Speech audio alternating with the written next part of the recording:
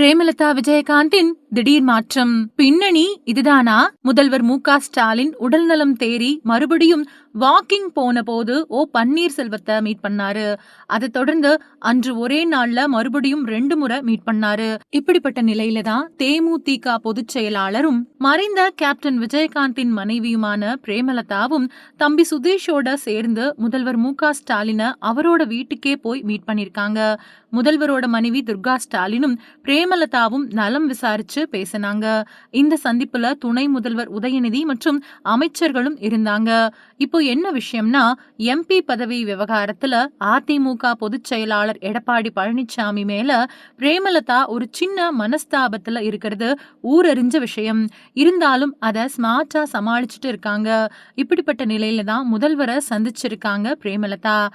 இது 2026 தமிழக சட்டமன்ற தேர்தல் கூட்டணியோட முன்னோட்டம்.